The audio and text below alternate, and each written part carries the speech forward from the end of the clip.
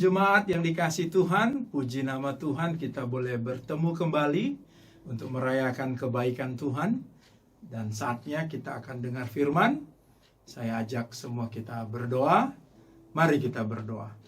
Bapa yang baik, Bapa yang kami kenal, yang kami panggil di dalam nama Tuhan Yesus. Terima kasih Tuhan buat kesempatan yang luar biasa kami boleh beribadah, merayakan kebaikan Tuhan. Kami berdoa Bapa, biarlah ibadah kami ini menjadi dupa yang harum di hadapan. Kami mohon Tuhan Engkau hadir dalam ibadah kami, khususnya dalam penyampaian firman ini. Mari Tuhan, sampaikan isi hati-Mu untuk setiap kami. Setan dan iblis roh jahat kami tolak pekerjaan-Mu. Tinggalkan kami semua. Tidak boleh mencuri benih firman yang ditabur. Cara berpikir yang salah, yang menolak pengenalan akan Tuhan, kami buang itu di dalam nama Yesus. Kami hanya mau menerima cara berpikir sorga. Nilai-nilai kerajaan Tuhan itu yang kami terima. Roh Kudus, bantu kami untuk mengerti kebenaran. Roh Kudus, biarlah Tuhan Yesus dipermuliakan dalam penyampaian firman ini. Di dalam nama Yesus kami berdoa. Amin. Hari jemaat yang dikasihi Tuhan, buka firman di dalam Yohanes pasal yang ke-21. Yohanes pasal yang ke-21 ayat yang pertama sampai ayat yang ke-19. Yohanes 21 ayat yang pertama sampai ayat yang ke-19. Yang mau kita baca adalah cerita kebangkitan Yesus, di mana dia menampakkan diri 40 hari kepada murid-muridnya. Dan versinya Yohanes ini untuk ketiga kalinya Yesus menampakkan diri kepada murid-murid. Mari kita baca. Yesus menampakkan diri kepada murid-muridnya di pantai Danau Tiberias. Ayat 1, kemudian Yesus menampakkan diri lagi kepada murid-muridnya di pantai Danau Tiberias, dan ia menampakkan diri sebagai berikut. Di pantai itu berkumpul Simon Petrus, Thomas yang disebut Didimus, Nathanael dari Kana yang di Galilea, anak-anak Zebedius, dan dua orang muridnya yang lain. Kata Simon Petrus kepada mereka, "Aku pergi menangkap ikan." Kata mereka kepadanya, "Kami pergi juga dengan engkau." Mereka berangkat lalu naik ke perahu, tetapi malam itu mereka tidak menangkap apa-apa. Ketika hari mulai siang, Yesus berdiri di pantai. Akan tetapi murid-murid itu tidak tahu bahwa itu adalah Yesus. Kata Yesus kepada mereka, "Hai anak-anak, adakah kamu mempunyai lauk pauk?" Jawab mereka, "Tidak ada."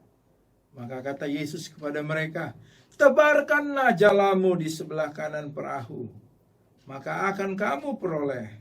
Lalu mereka menebarkannya, dan mereka tidak dapat menariknya lagi karena banyaknya ikan.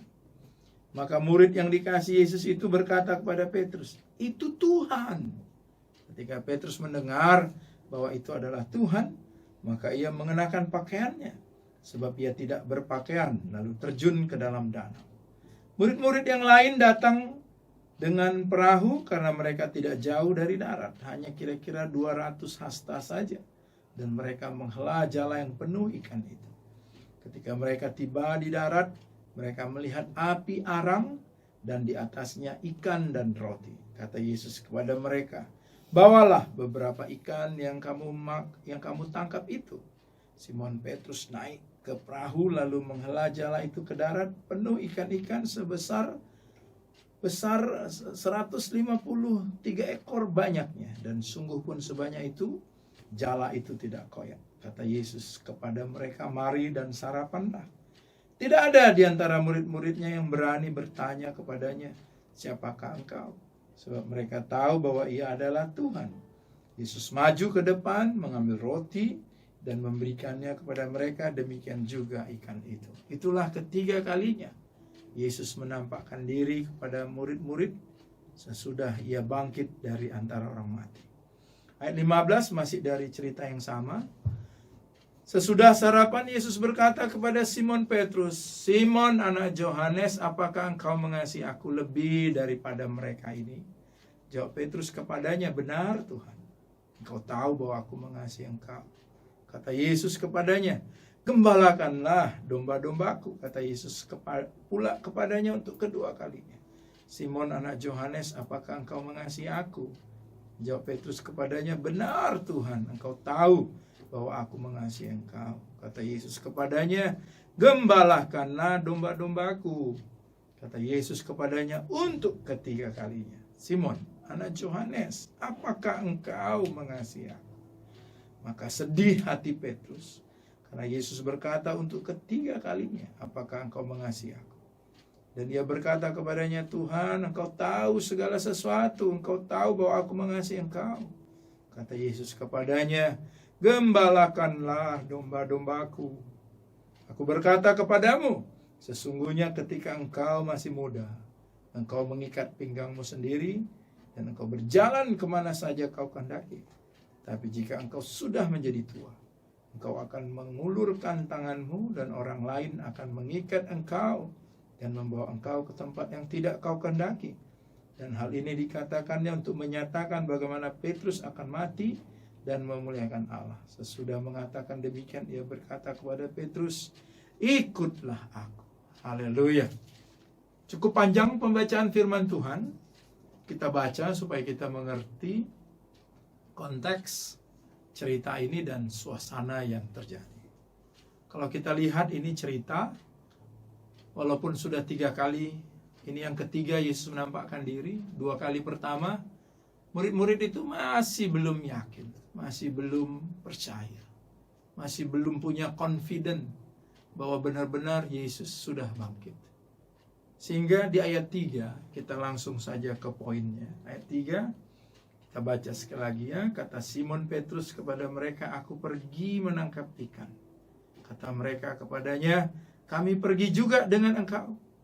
Mereka berangkat lalu naik ke perahu, tetapi malam itu mereka tidak menangkap apa-apa. Jadi poin yang pertama, saudaraku, dari cerita ini, jangan keluar dari rencana Tuhan. Jangan keluar dari panggilan Tuhan dalam hidup saudara. Apapun yang sedang terjadi saat ini, apapun kesulitan, trauma yang sedang saudara hadapi, yang dialami Petrus dengan beberapa murid. 2 kali Yesus menampakkan diri, tetapi itu tidak membuat mereka yakin dengan panggilan, tidak membuat mereka yakin dengan rencana Tuhan yang besar bagi hidup mereka. Di malam itu mereka ada di pinggir danau Tiberias. Petrus membayangkan apa yang dialami bersama Yesus 3,5 tahun. Murid-murid yang bersama Petrus pun merenung sambil melihat danau yang gelap itu. Merenung apa yang dialami mereka bersama dengan Yesus.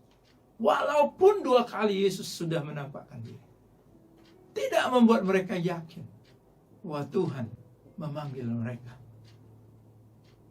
Di antara mereka pernah ribut, siapa yang terbesar di antara mereka? Karena mereka semua punya impian, Yesus adalah Mesias yang dinanti-nanti orang Israel. Mungkin di antara mereka berpikir, sayalah nanti yang diangkat Tuhan untuk jadi tangan kanannya, untuk jadi orang kepercayaannya. Impian itu sirna ketika melihat Yesus mati di kayu salib. Impian itu sirna, harapan itu sirna ketika melihat apa yang terjadi. Saudara yang dikasihi Tuhan, kalau engkau mendengar kebenaran ini, dengar. Jangan lari dari panggilan. Jangan keluar dari rencana Tuhan. Apapun yang terjadi. Petrus coba lari dari panggilan. Di antara murid ini mungkin Petrus yang merasa begitu bersalah. Karena pernah menyangkal Yesus 3 kali. Ketika Yesus menampakkan diri di ruangan yang terkunci, Yesus belum menyebut namanya. Untuk kedua kali Yesus menampakkan diri kepada Thomas dan pada murid yang lain, Yesus pun belum menyebut namanya. Yesus belum berbicara kepadanya. Mungkin itu yang sedang dipikirkan oleh Petrus. Bagaimana aku mempertanggungjawabkan? Aku pernah menyangkal diri.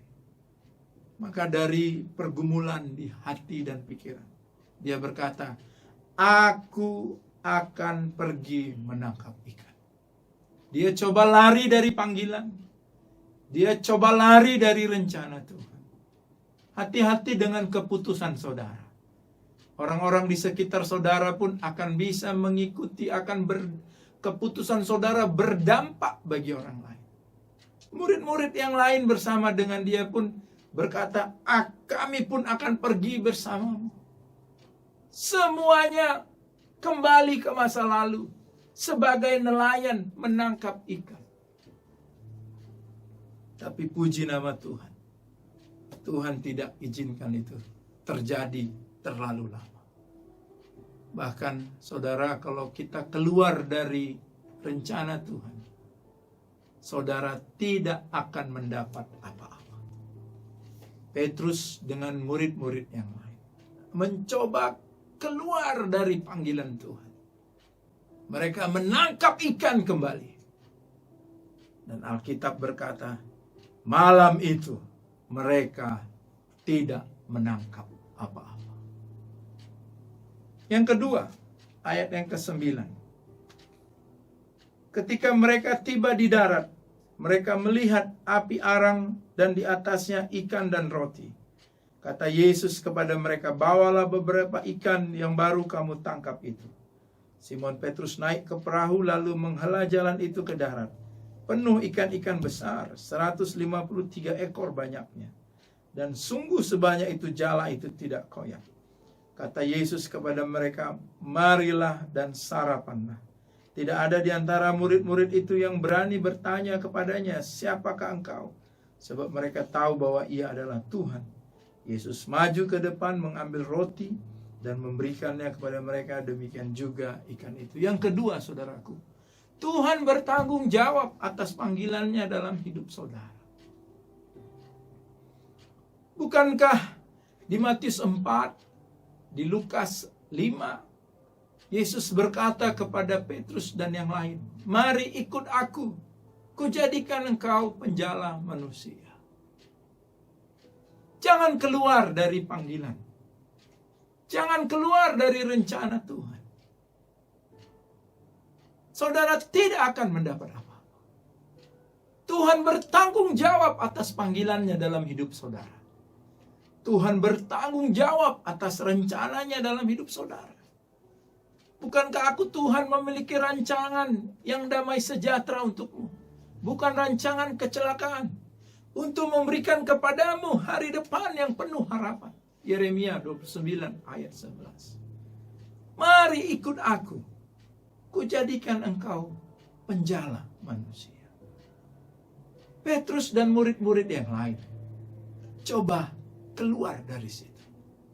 Dan mereka tidak dapat apa-apa. Sehingga Tuhan tunjukkan kembali mujizat. Ketika mereka menebar jala di sebelah kanan itu. Mereka lihat ikan-ikan yang besar dan jalanya tidak koyak. Kejadian itu membuat Yohanes flashback kembali dengan apa yang pernah terjadi ketika mereka disuruh Tuhan menangkap ikan di siang hari itu. Jala mereka koyak karena begitu banyaknya ikan-ikan sampai harus dipanggil teman-teman yang lain.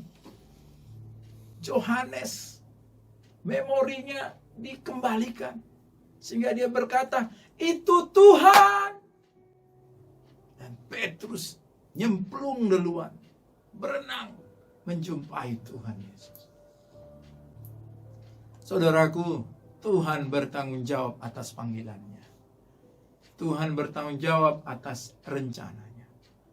Bukankah kita yang disebut keturunan Abraham ini berhak menerima janji Tuhan kepada Abraham? Aku akan memberkati engkau, membuat namamu masyhur. Memberkati orang yang memberkati engkau, mengutuk orang yang mengutuk engkau, dan olehmu semua orang di muka bumi akan mendapat berkat. Yesaya 43 ayat 2 berkata, kalau engkau menyeberang air, engkau tidak akan dihanyutkan. Engkau melewati api, engkau tidak akan dihanguskan. Tuhan bertanggung jawab atas panggilannya dalam hidup saudara dan saya. Jangan keluar dari panggilan Tuhan. Dimanapun saudara melayani, saudara setia.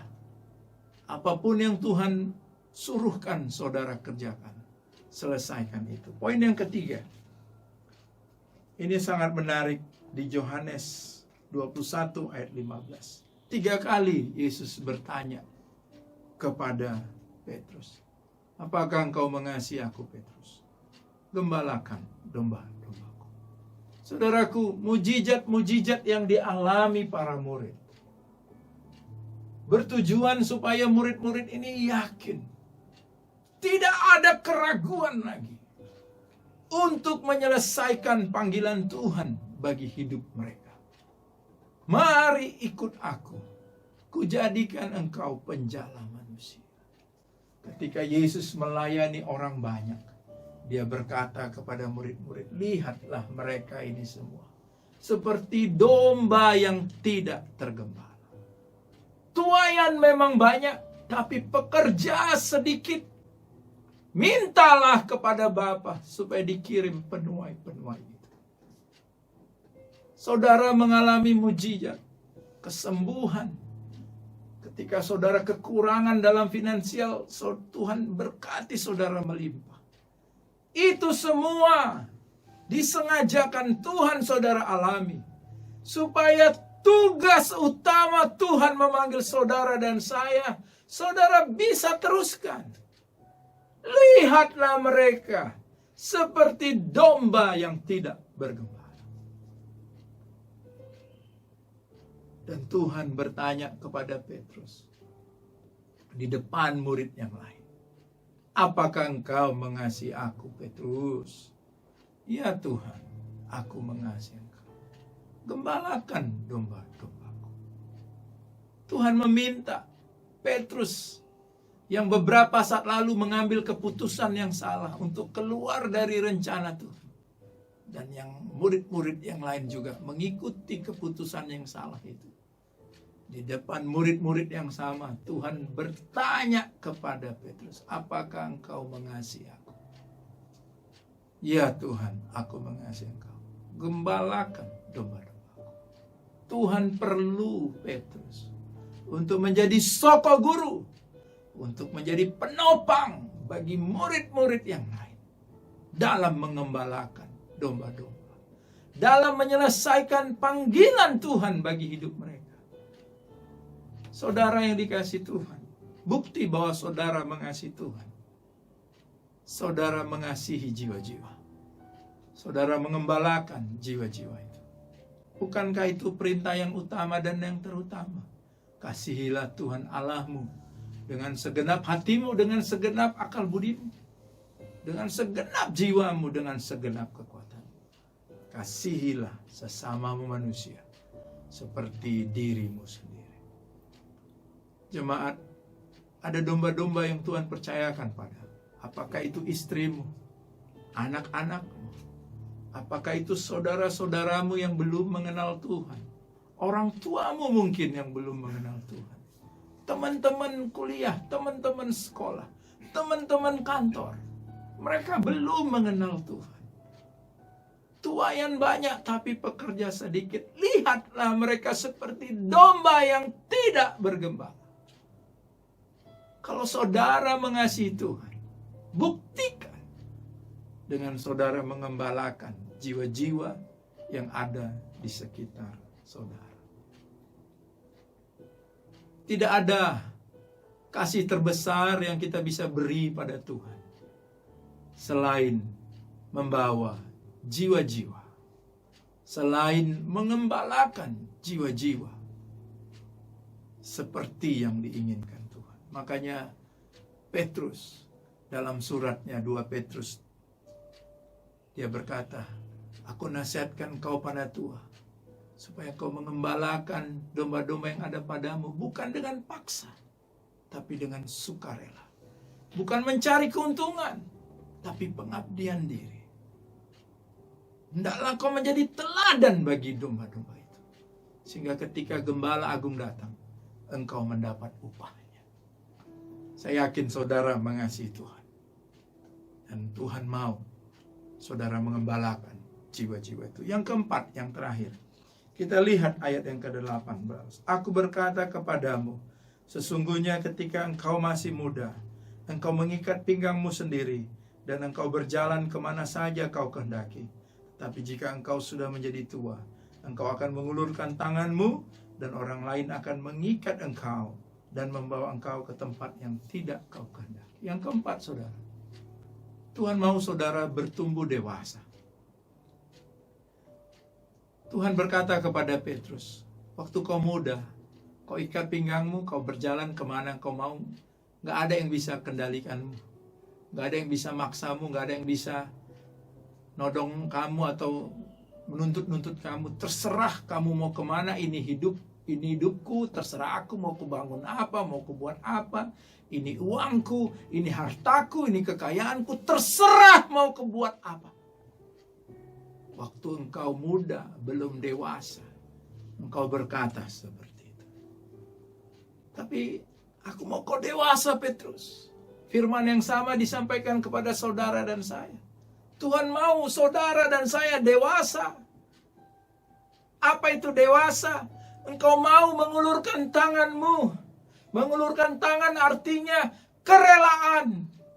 Tidak dibayar, mau melakukannya. Tidak dihargai, tetap mau mengerjakannya. Disalah mengerti orang lain, tetap setia melakukan. Engkau mengulurkan tanganmu, dan orang lain akan mengikat engkau, membawa engkau ke tempat yang tidak kau kehendaki. Ketika kau tidur jam 11-12 malam, ada anggota sel grupmu yang menelpon, hanya untuk menceritakan masalah yang sedang dialami, sehingga tidurmu terganggu.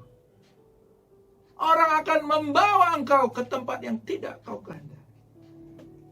Orang menuntut engkau. Tapi itulah dewasa. Engkau bukan sekedar jadi murid, tapi engkau mulai jadi bapak rohani bagi banyak orang. Engkau mulai jadi gembala bagi banyak orang. Kalau anak masih kecil, dia mempertahankan hak. Dia menuntut hak. Tapi kalau dewasa, dia mau menyerahkan hak. Bukankah Matius 10 ayat 38 berkata, siapa yang mempertahankan nyawanya akan kehilangan nyawanya. Tapi siapa yang kehilangan nyawanya karena aku, ia akan memperoleh nyawanya. Mari jemaat, saudara yang dikasihi Tuhan, bertumbuh dewasa. Mulai menyerahkan hak, waktumu, uangmu, kekayaanmu, demi jiwa-jiwa digembalakan. Demi anak-anak yang dipercayakan bisa dididik dengan baik. Demi keluarga, istri, anak-anak bisa digembalakan dengan baik. Demi gereja yang Tuhan percayakan engkau pelayanan. Jiwa-jiwa semakin banyak dipercayakan Tuhan. Sel grupmu semakin berkembang. Ada jiwa-jiwa yang bertambah. It's okay untuk menyerahkan nyawa. It's okay untuk menyerahkan hak untuk Tuhan.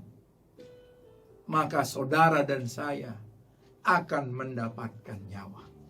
Akan mendapatkan hak. 1 Korintus 9 ayat 19 sampai 22. Ini luar biasa yang dialami oleh Paulus. Dia katakan, aku menjadikan diriku hamba bagi banyak orang, supaya aku memenangkan sebanyak mungkin orang. Bahkan dia katakan di ayat 22-nya, aku jadikan diriku segala-galanya.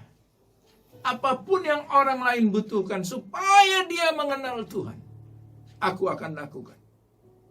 Itu maksudnya dewasa, saudaraku. Jadi saya simpulkan firman Tuhan hari ini. Jangan keluar dari rencana Allah. Jangan keluar dari panggilan Tuhan. Mari ikut aku. Kujadikan engkau penjala manusia. Tuayan memang banyak, tapi pekerja sedikit. Kalau Tuhan sudah memanggilmu, bertumbuhlah. Dan dari cerita Petrus ini dan murid-murid yang lain, Tuhan kembali menunjukkan kepada mereka bahwa Tuhan bertanggung jawab atas panggilannya. Mereka butuh ikan, dikasih ikan. Apapun yang mereka butuhkan, Tuhan sediakan buat mereka. Saudara, jangan pernah ragukan panggilan Tuhan. Jangan pernah ragukan rencana Tuhan bagi hidup saudara. Dan Tuhan nyatakan mujizat demi mujizat, kebaikan demi kebaikan. Supaya saudara makin yakin dan mau mengembalakan jiwa-jiwa itu. Bukti bahwa saudara benar-benar mengasihi Tuhan. Saudara gembalakan jiwa-jiwa. Gembalakan anak-anakmu. Gembalakan istrimu. Gembalakan saudara-saudaramu yang belum mengenal Tuhan. Gembalakan teman-teman sekerja kantormu. Gembalakan orang miskin yang butuh dibantu, gembalakan siapapun. Indonesia supaya keadaannya lebih baik, kota Medan supaya keadaannya lebih baik, gembalakan. Lakukan sesuatu supaya orang merasakan kebaikan Tuhan. Dan yang terakhir, Tuhan mau saudara dan saya dewasa, bertumbuh, mengulurkan tangan, dan rela mengizinkan orang untuk membawa saudara dan saya ke tempat yang tidak saudara kehendaki. Saya berdoa biar kebenaran ini memerdekakan saudara dan saya, sehingga semakin giat kita melakukan pekerjaan Tuhan sampai Dia datang. Tuhan Yesus memberkati.